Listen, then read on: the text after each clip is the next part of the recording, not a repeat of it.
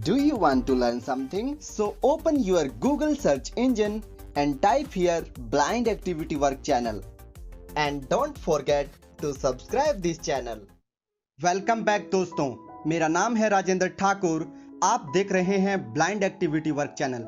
आज की इस वीडियो में हम बात करेंगे विंडोज़ डिफेंडर के बारे में।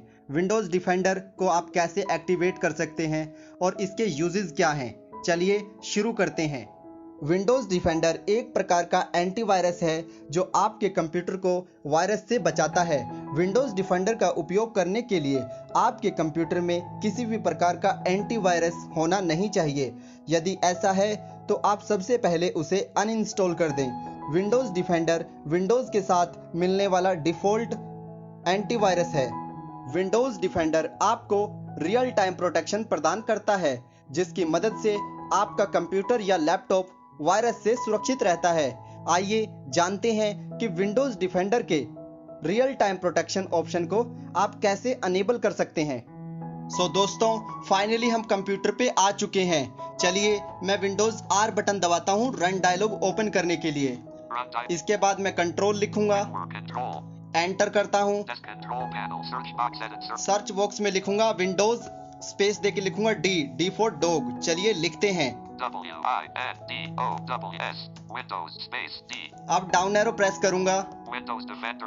पहला ही ऑप्शन मिला है विंडोज़ डिफेंडर लिंक। एंटर करता हूं। अब यहाँ पे कंट्रोल टैब 3 से 4 बार प्रेस करूंगा। सेटिंग बटन आ गया। अब यहाँ पे मैं सिंपल टैब बटन दबाऊंगा विदाउट कंट्रोल के। पहला ऑप्शन मिला रियल टाइम प्रोटेक्शन। एक बार फिर टैब दबाता हूँ। इसको ऑन करना है रियल टाइम प्रोटेक्शन को।